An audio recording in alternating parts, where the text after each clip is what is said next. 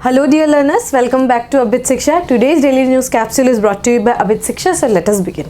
आज की जो इम्पोर्टेंट न्यूज़ है वो सब इंक्लूड करते हैं. फर्स्ट, जज selection delay not advisable says supreme court. Second,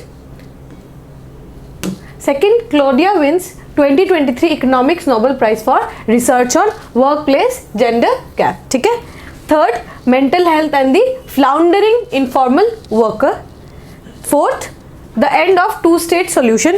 And last news for today is urban employment rate drops to 6.6 in Q1. ठीक है. तो एक एक करके सारे न्यूज़ का जो एक्सप्लेनेशन है आज हम देख लेते हैं. ठीक है. फर्स्ट न्यूज़ है जज selection delay not advisable says supreme court. ठीक है. तो हमारे जो स्ट्रक्चर है, पॉलिटिकल स्ट्रक्चर में तीन इंपॉर्टेंट कंपोनेंट्स है, लेजिस्लेचर, एग्जीक्यूटिव और जुडिशियल. ये तो हमें पता है, लेजिस्लेचर, एग्जीक्यूटिव, जुडिशियल तीनों को इक्वली पार्ट्स है और तीनों जो है सेपरेटेड है. यही है पार्लियामेंट्री फॉर्म ऑफ गवर्नमेंट. अब जो है यहाँ पे जो है जुडिशरी, जो कि चेक्स एंड बैलेंसेस मेंटेन करने के लिए one of the greatest instrument है कि एग्जीक्यूटिव क्या काम कर रहे हो, लेजिस्लेचर क्या काम कर रहे हैं, उसके लिए जुडिशरी का रोल प्ले काफ़ी ज़्यादा इंपॉर्टेंट हो जाता है. और जुडिशरी के रोल के लिए जुडिशरी में वैकेंसी, सीट वैकेंट होना, इट्स क्वाइट डेट्रीमेंटल. ठीक है. इट्स क्वाइट डेट्रीमेंटल की जो है सीट्स जो है वहाँ पे वेकेंट रहती है जुडिशरी में. ठीक है. तो उसी को कर्व करने के लिए कोलिजियम सिस्टम के थ्रू जो है सिलेक्शन किया जाता है. ठीक है. कोलिजियम सिस्टम के थ्रू जो है सिलेक्शन किया जाता है. अभी हमने, अगर आपको पुराने क्लासेस याद हो तो हम लोगों ने फर्स्ट जजेस केस, सेकंड जजेस केस और थर्ड जजेस केस जो है उनके बारे में हमने डिस्कस किया था, किस तरीके से जो है इवॉल्व हुआ है, ये कोलिजियम सिस्टम जो है इवॉल्व हुआ है. हमारे कॉन्स्टिट्यूशन में कहीं पे भी ये मेंशन नहीं किया गया है कि जो जुडिशरी है, जुडिशियल अपॉइंटमेंट और सिलेक्शन जो है वो कोलिजियम करेंगे, but it is a convention. ठीक है. कन्वेंशन के थ्रू हम लोगों ने काफ़ी सारे जजेस केस भी पढ़े थे, तो वो उन जजेस केसेस के थ्रू ये हमें पता चला कि yes we need a collegium. ठीक है. कोलिजियम सिस्टम के थ्रू है हम जो है अपॉइंटमेंट कर सकते हैं. कॉन्स्टिट्यूशन में बस बेसिक ये लिखा था कि the chief justice and other जजेस of supreme court would be appointed by president. अब किस प्रोसीजर से करेंगे ये नहीं लिखा गया था, तो उस जो प्रोसीजर का वो जो रोल को डेवलप करने के लिए कोलिजियम सिस्टम जो है लाया गया था. ठीक है. अब कोलिजियम सिस्टम किस तरीके से काम करता है, दिस इज अ सेटअप जिसमें chief justice of India plus 5 other जजेस होते हैं. ठीक है. 4 अदर जजेस. ठीक है. I will clear it. Chief justice of India plus 4 other जजेस. 4 अदर जजेस मतलब कुल मिला के 5 लोगों का जो है कोलिजियम सिस्टम होता है. ठीक है. कोलिजियम सिस्टम लेट्स सपोज करते हैं जो ए को इन्होंने रिकमेंड किया. ठीक है. ए को रिकमेंड किया. Now this recommendation will go to president. ठीक है. Now president from collegium it has come to the president. Now president will send it to the council of minister, essentially the government. ठीक है. Government के पास भेजेंगे. ठीक है. ये यहाँ से कोलिजियम से प्रेसिडेंट के पास आएगा, प्रेसिडेंट काउंसिल ऑफ मिनिस्टर के पास भेजेंगे, because there is a democratic mandate. इसीलिए जो है काउंसिल ऑफ मिनिस्टर का एडवाइस लेना जरूरी है. अब काउंसिल ऑफ मिनिस्टर के पास पावर है कि whether they will approve the judge or they would not, whether they would approve or they would sit on the appointment. जो है किसको अपॉइंट करना है वो सिलेक्ट नहीं करेंगे. This is entirely given to the council of ministers. ठीक है. अब कभी कभी क्या होता है कि काउंसिल, ये जो नेम रिकमेंड किया है, the council of minister does not want person A to be the जज. अब वो क्या करेंगे, वो नाम ही नहीं सेंड करेंगे वापस. तो इसकी वजह से क्या हो जाता है, बहुत सारे जो सीट है वो वेकेंट हो जाते हैं. ठीक है. तो ये है अंडरलाइंग इशू कि सिलेक्शन प्रोसीजर में किस तरीके से आप देख सकते हैं कोलिजियम सिस्टम, प्रेसिडेंट और काउंसिल ऑफ मिनिस्टर तीनों के थ्रू होके जाना होता है सिलेक्शन के लिए. एंड ऑलमोस्ट 70 जजेस जो है के अराउंड जो है वैकेंसीज है. हाई कोर्ट में तो उसका नंबर और ज़्यादा है, और सुप्रीम कोर्ट में जो है 34 सैंक्शन स्ट्रेंथ है. Now they are working in 32 जो है स्ट्रेंथ है अभी उनका, लेकिन सैंक्शन स्ट्रेंथ 34 है. अंडरस्टूड. तो ये क्या दिखाता है कि इससे क्या होगा, पेंडेंसी जो है केसेस का वो काफ़ी ज़्यादा हाई हो जाता है. ठीक है। तो यही हमें याद रखना है, एग्जाम के पॉइंट ऑफ व्यू से ये ज़्यादा इंपॉर्टेंट हो जाता है कि कोलिजियम सिस्टम जो है वो कौन से जजेस केसेस में लाया गया था। Many of you think it might be the third जजेस case, but no, it is not the third जजेस case, it is the second जजेस केस जिसमें कोलिजियम सिस्टम को लाया गया था। Collegium system is not written in the constitution, constitution में नहीं लिखा गया है कोलिजियम सिस्टम के बारे में, और ये जो है बेसिक स्ट्रक्चर डॉक्ट्रिन का पार्ट नहीं है। This is not the basic part of basic structure doctrine. Collegium system is not the part of basic structure doctrine. In fact, basic structure doctrine is not written anywhere. ठीक है, basic structure doctrine जो है कहीं भी constitution में लिखा नहीं गया है, बट थ्रू वेरियस जजेस इंटरप्रिटेशन ऑफ कॉन्स्टिट्यूशन ये एक लाया गया है कि आप पूरे कॉन्स्टिट्यूशन को चेंज कर सकते हैं, लेकिन कुछ इतने इंपॉर्टेंट पार्ट्स है लाइक फंडामेंटल राइट्स, ठीक है, डायरेक्टिव प्रिंसिपल, आप इनमें चेंजेस नहीं ला सकते। So that is the basic structure doctrine, ठीक है, ये भी कहीं पे लिखा नहीं गया है। And collegium system is not basic structure doctrine, and collegium system itself is not written in the constitution. Understood? आपको प्रोसीजर पता चल गया।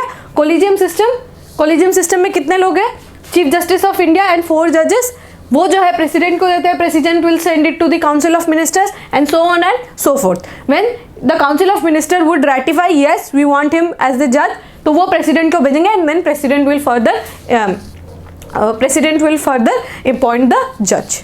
Understood? This is the procedure. तो वही है कि सिलेक्शन में डिले हो जाता है काउंसिल ऑफ मिनिस्टर के थ्रू, ठीक है, यही बस बात की गई है इसमें। It is not advisable because now judiciary don't have that much power कि वो अपॉइंटमेंट वगैरह में भी इंटरफेयर करे, बिकॉज इट इज़ जो है डेमोक्रेटिक मैंडेट के खिलाफ है। वो कोलिजियम सिस्टम उन्होंने बनाया है। Now it is the power of council of minister to give the approvement, ठीक है, अप्रूव करना ये जो है काउंसिल ऑफ मिनिस्टर के हाथ में है, ठीक है। सो ये है न्यूज़, आई होप कि आपको ये क्लियर हो गया हो। Let us move on to the next news. The next news is Claudia Goldin wins 2023 Economics Nobel Prize for Research on Workplace Gender Gap, ठीक है। तो ये जो है नोबेल प्राइज ऑन इकोनॉमिक्स में मिला है नोबेल प्राइज किसको? क्लॉडिया गोल्डिन को, ठीक है, क्लॉडिया गोल्डिन को। उनका रिसर्च पेपर क्या था? वर्कप्लेस जेंडर गैप, ठीक है। तो ये जो है हार्वर्ड यूनिवर्सिटी से है, प्रोफेसर थी क्लॉडिया गोल्डिन। उन्होंने जो है she has gotten the Nobel prize for economics. वो जो है थर्ड वुमेन है, she is the third women out of 93 laureates. 93 Nobel laureates में वो बस थर्ड वुमेन है। बाकी जो जितने 90 नोबेल लॉरेट्स है फॉर इकोनॉमिक्स वो जो है सारे मेल है, she is only the third. तो उनका जो रिसर्च पेपर है उन्होंने ये बात की है कि how there is a gap in the gender gap in the work place, ठीक है। Gender gap could be anything, ठीक है, could be anything.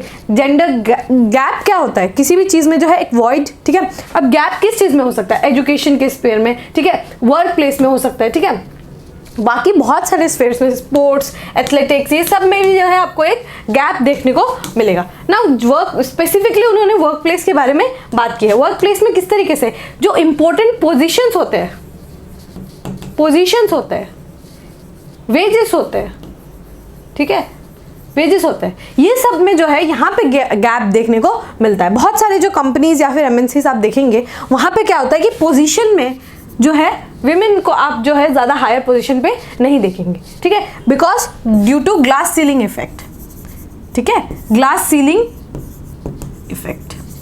What is glass ceiling effect? Glass ceiling effect ये होता है कि आप एक just like ceiling above our head there is a glass ceiling. Glass ceiling is an imaginary ceiling. ये बोलता है कि विमेन या फिर जो वल्नरेबल सेक्शन है they could not move up from that level, ठीक है, एक लेवल तक आप पहुंच गए, उससे ऊपर आप नहीं कर सकते, ठीक है। So that is the glass ceiling effect, ठीक है। तो पोजीशन में आपको जो है डिस्क्रिमिनेशन देखने को मिलेगा। वेज गैप तो ये बहुत ही ज़्यादा एविडेंट है। You can see it in the movies, जो मूवी एक्टर एक्ट्रेस होते हैं या फिर जो एथलीट्स होते हैं, ठीक है, इंडियन क्रिकेट टीम में भी आप ये देख सकते हैं, ठीक है। But now they have taken affirmative actions, जो है वुमेन और मेन का जो है वेजेस, अगर काम सेम है तो वेजेस भी उतना सेम मिलना चाहिए। Perfect example could be Australian cricket team where women and men both जो है उन दोनों को सेम वेजेस मिलता है। If one person gets let's say $1 million, then the women will also get $1 million, ठीक है। तो इसी तरीके से जेंडर वर्क प्लेस में जो जेंडर गैप है उसके ऊपर उन्होंने रिसर्च किया और उनका प्राइमरी रिसर्च में ये डेटा निकला कि what happens in the people's home reflect what happens in the work place. तो घर में जो आपको घर में जिस तरीके से आप व्यवहार करेंगे आपको वर्क प्लेस में भी उसी तरीके का व्यवहार देखने को मिलेगा। It is a very perfect example of the case in India. घर में भी जो है देखेंगे, not only in India but yes we can relate it more, but in every part of the country आप देखेंगे कि घर में जिस तरीके का ट्रीटमेंट मिलता है, if are ladies in the house अगर वो अच्छे तरीके से ट्रीटेड है तो वो जो है वो सेम रिस्पेक्ट जो है वर्क प्लेस में भी वो दिखाते हैं, ठीक है। सो ये दिखाता है कि हाउ विमेन जो है what people do in their homes they reflect it in the work space, ये बात की गई है, ठीक है।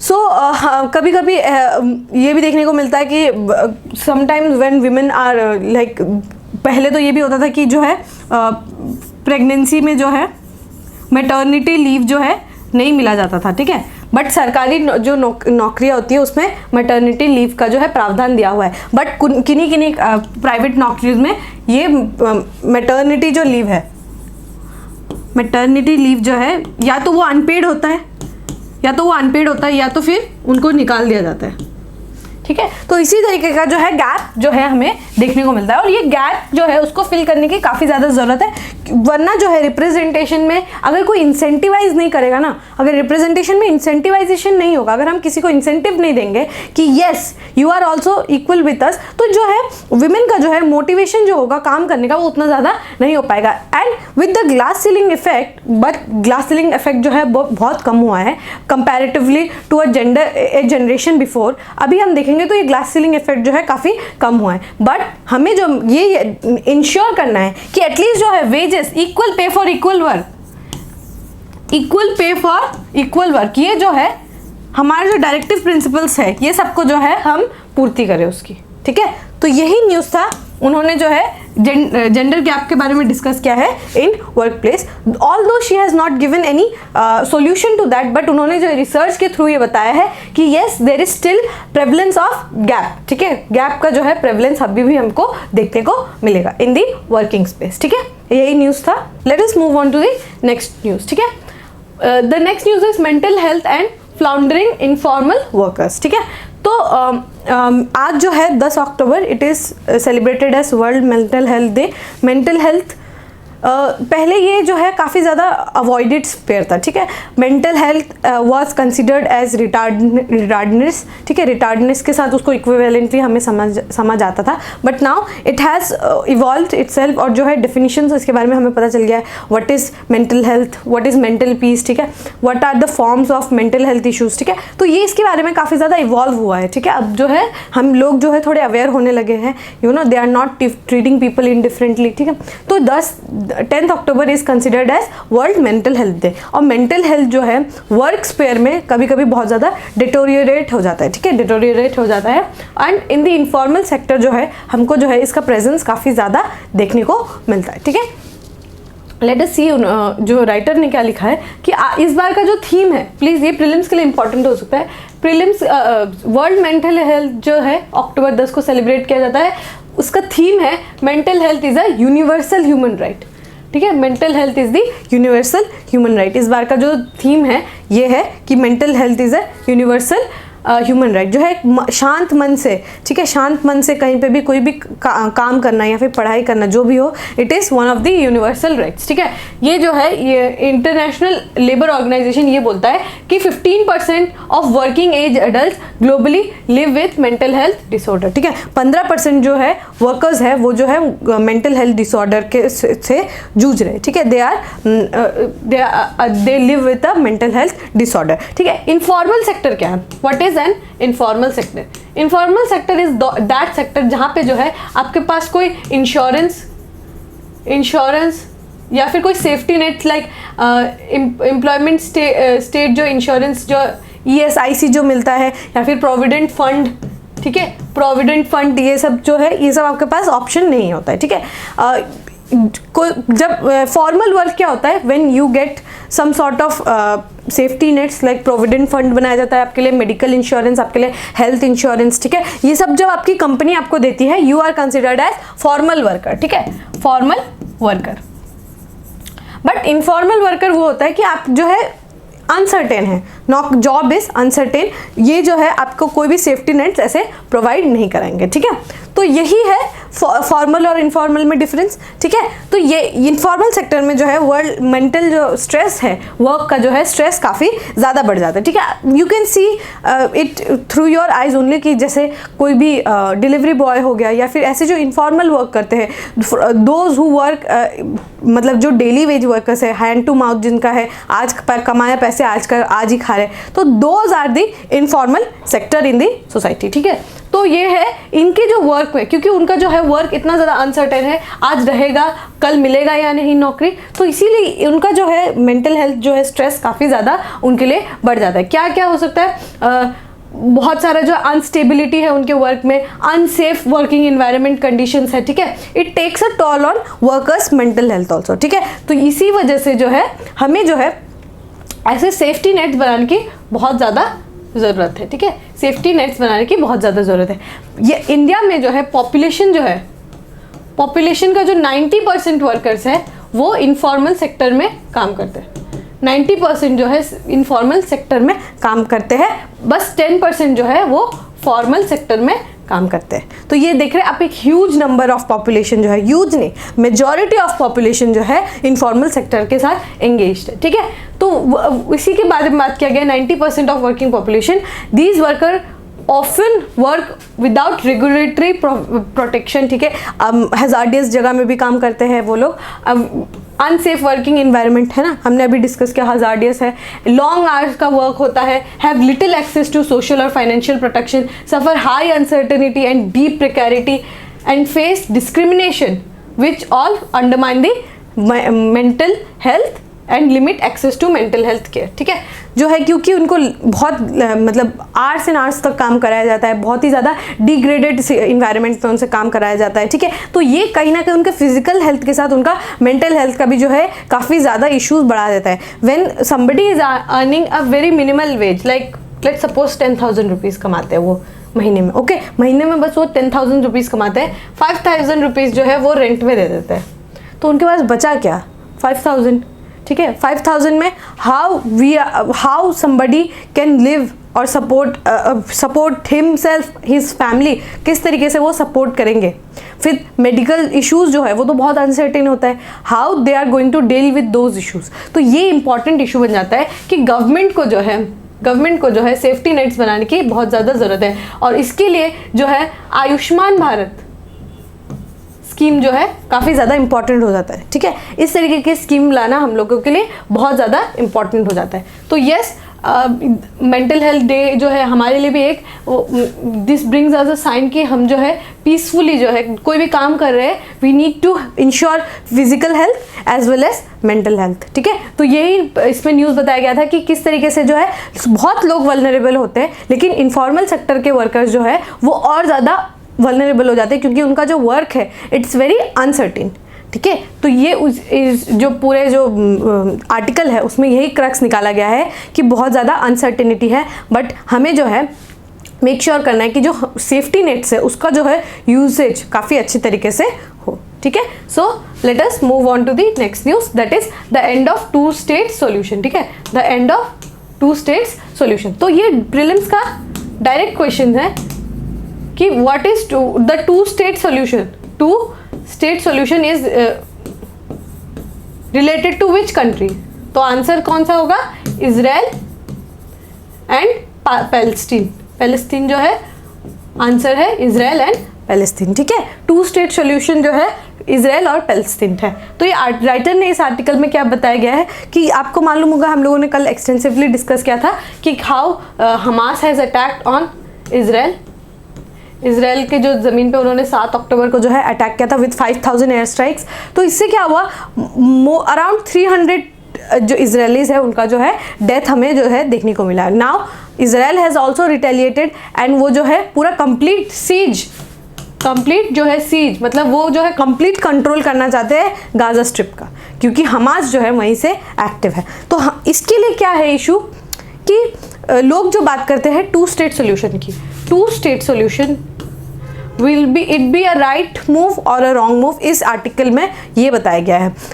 हमें जो है we all have often discuss कि जो है कोई भी इशू है उसको हमें we have to bring it up on the table और डिस्कस करना चाहिए, we need to communicate. But यहाँ पे जो इशू है वो इतना ज़्यादा कॉम्प्लेक्स है, इतना ज़्यादा इसमें अंडरलाइंग अंडरकरेंट्स है कि ये जो इशू है सॉल्व करना काफ़ी ज़्यादा मुश्किल हो जाता है। लोग बोलते हैं कि divide the country into 2 parts, ठीक है, Palestine and Israel.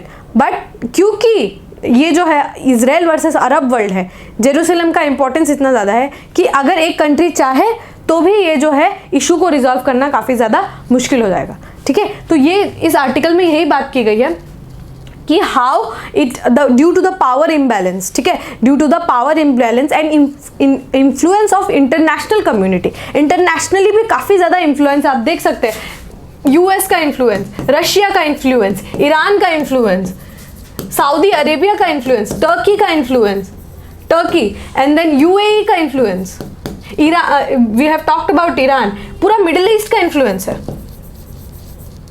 Middle east का इन्फ्लुएंसर है यहाँ पर, सारी कंट्रीज का इन्फ्लुएंस है यहाँ पे। तो पावर इम्बैलेंस होना लाजमी है, पावर इम्बैलेंस होना लाजमी है इस जगह पर, ठीक है। तो जब तक कोई सिचुएशन है और इतना ज़्यादा एस्केलेटेड सिचुएशन है, अगर हम कम्युनिकेट नहीं करेंगे, ठीक है, अगर दोनों पार्टीज जो है राजी नहीं होंगे, then war would be the last situation, क्योंकि war will bring temporary solution, temporary solution. आप इसका एक क्लासिक एग्जाम्पल वर्ल्ड वार 1 में देख सकते हैं। वर्ल्ड वार 1 हुआ और जो है जीत गई through war, the ally power has one, इसी की वजह से तो वर्ल्ड वार 2 हुआ।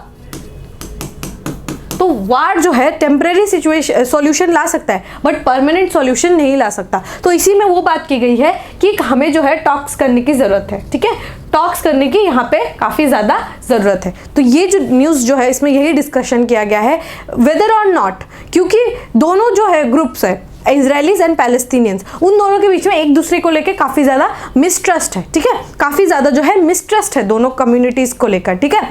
तो अभी इस जनरेशन में अगर ना भी हो पाए, but we need to mend, ठीक है, हम बात करके जो है इशू को जो है रिजॉल्व करने की ज़रूरत है, जो मिसट्रस्ट है उसको जो है कम करने की बहुत ज़्यादा ज़रूरत है। तो ये टॉपिक में यही बात की गई है, ठीक है। So let us move on to the next news. It is the last news. The last news for today is urban unemployment rate drops to 6.6%. ये जो न्यूज़ है काफ़ी ज़्यादा इंपॉर्टेंट है, तो मैं चाहूँगी कि आप ये टॉपिक को काफ़ी ध्यान से सुने, ठीक है। ये टॉपिक बहुत ही ज़्यादा इंपॉर्टेंट है, तो आप ये टॉपिक को ध्यान से सुने। अर्बन अनएम्प्लॉयमेंट रेट जो है वो 6.6, देयर इज़ अ ड्रॉप, ठीक है, 6.6% है, देयर इज़ अ ड्रॉप, ठीक है। अनएम्प्लॉयमेंट जो है कम हुआ है इन अर्बन एरिया, ठीक है। तो इसमें कुछ टॉपिक्स है जिनको हमें अच्छे से समझना है, ठीक है। तो पीरियोडिक लेबर फोर्स सर्वे जो कौन रिलीज करता है, नेशनल सैंपल सर्वे ऑफिस, ठीक है, NSSO जो है वो रिलीज करते हैं periodic labour force survey. Periodic labour force survey is release by whom, NSSO, periodic labour force survey, ठीक है। तो मेन के लिए जो है अनएम्प्लॉयमेंट पहले 7.1 था बट अब 5.9 हो गया है, और विमेन के लिए जो था वो 9.5 था, अब 9.1 हो गया है। तो ठीक है, विमेन का जो है इसमें भी कमी देखने को मिली है अर्बन अनएम्प्लॉयमेंट में, और मेन के लिए भी जो है कमी देखने को मिली है, ठीक है। तो इम्पॉर्टेंट पार्ट क्या है, let us move to the important part of the topic, वो है ये what is meant by labour force survey, ठीक है। लेबर फोर्स पार्टिसिपेशन रेट, ठीक है, लेबर फोर्स पार्टिसिपेशन रेट, ठीक है। लेबर फोर्स पार्टिसिपेशन रेट क्या है, ठीक है। लेबर फोर्स पार्टिसिपेशन रेट में काउंट करते हैं कि कितने लोग एम्प्लॉयड है, ठीक है। एम्प्लॉयड के भी 2 कैटेगरीज है, लेबर फोर्स पार्टिसिपेशन रेट में 2 कैटेगरीज के लोगों को काउंट किया जाता है, ठीक है। पहले जो होते हैं वो है एक जो है वो एम्प्लॉयड है, ठीक है, कोई भी कंपनी में कोई भी सरकारी नौकरी कर रहे हैं, ठीक है, सेल्फ एम्प्लॉयड है, वो एम्प्लॉयड है, they are counted in labour force participation rate, ठीक है। और एक कैटेगरी है they are unemployed but are willing to work and actively they are looking for job.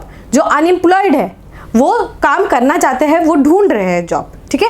This is the second unemployment labour force participation rate में ये second category में fall करते हैं, ठीक है। एक तो जो एम्प्लॉयड है, एक जो है अनएम्प्लॉयड है बट वो काम करना चाहते हैं, तो वो कंसिस्ट करते हैं लेबर फोर्स पार्टिसिपेशन रेट में, ठीक है। अब इसमें माइंड करेगा, इसमें जो अनएम्प्लॉयड है बट वो काम नहीं करना चाहते ड्यू टू एनी रीजन, कोई भी रीजन के कारण के वर्ष वो काम नहीं करना चाहते, they would not be considered in the labour force participation rate. अगर कोई विमेन है, सोशल स्ट्रक्चर की वजह से वो काम नहीं करना चाहती है, तो वो काउंट नहीं होंगी इन दी लेबर फोर्स पार्टिसिपेशन रेट, ठीक है। तो कौन कौन काउंट होंगे, एक तो एम्प्लॉयड है और एक अनएम्प्लॉयड है but they are looking for job, उनको जो है काम करना है, ठीक है। तो अब जो है डेफिनेशन ये निकलता है कि 15 साल के ऊपर होना चाहिए, नॉट 18 बट 15 ईयर्स के ऊपर होना चाहिए, they are looking for work और they are employed, they would be counted in labour force participation rate, ठीक है, अंडरस्टूड। अनएम्प्लॉयमेंट रेट क्या होता है, अनएम्प्लॉयमेंट रेट वो क्या है, जो number of unemployed as proportion of labour force, ठीक है। अनएम्प्लॉयड कितने हैं, मतलब ये जो है अनएम्प्लॉयड जो पार्ट है वो, और लेबर फोर्स पार्टिसिपेशन रेट में अनएम्प्लॉयड लोगों का जो रेशियो है उसको अनएम्प्लॉयमेंट रेट बोला जाता है, ठीक है, ठीक है, आपको समझ आ गया। ये जो सेकेंड कैटेगरी है इसका डिवाइडेड बाय दी ये जो लेबर फोर्स पार्टिसिपेशन रेट, ये कितना निकला, that would be the unemployment rate, ठीक है। अब worker population ratio is defined as number of employed per 1000 people, ये जो है worker population rate is the first, ठीक है, employed, this is employed by labour force participation rate, ठीक है, ये फर्स्ट कैटेगरी है। और अनएम्प्लॉयमेंट रेट कैसे निकालते हैं, unemployed divided by labour force participation rate, understood. तो ये है टॉपिक, ठीक है। सो आई होप कि आपको ये क्लियर हो गया, आपको क्लियर ना हो तो ये आप इसको, इस वीडियो का आप एक बार सेकंड टाइम और देख ले। ये कॉन्सेप्ट जो है क्योंकि न्यूज़ में बना हुआ है, 2-3 बार हमने कॉन्सेप्ट समझ लिया तो ये एक्सट्रीमली इंपॉर्टेंट हो जाता है। आज मैंने फिर से आपको समझाया है, मैंने इसको एक प्रीवियस क्लास में भी अच्छे से समझाया था ये टॉपिक को। अगर आपको अभी भी नहीं समझ आया है प्लीज़ रीवॉच, और if you want to have a more discussion, in depth discussion, you can write it in the comment section, ठीक है। So with this we have come to end of today's discussion. If you want to clear the Assam Direct Recruitment exam, then Amit शिक्षा आपके लिए एक extensive course लाया है। Classes जो है स्टार्ट हो चुके हैं, बट हम जो है आपको रिकॉर्डेड क्लासेस भी प्रोवाइड करा देंगे, live online session, weekly mock test, entire syllabus coverage in 180+ hours, ठीक है, 180+ घंटे जो है हम आपको पढ़ाएंगे और पूरा एंटायर कोर्स जो है आपका कंप्लीट करा लेंगे, ठीक है। You can use the code PD100 to avail है डिस्काउंट, एडिशनल एक डिस्काउंट के लिए आप PD100 जो है कोड यूज कर सकते हैं, ठीक है। With this we have come to end of today's daily news discussion. If you have like this discussion then give a like and write down in the comment section. And today's mental health day, please ensure with your physical health, please do not forget about your mental health also, ठीक है। With this we will end today's class, till then take care and thank you.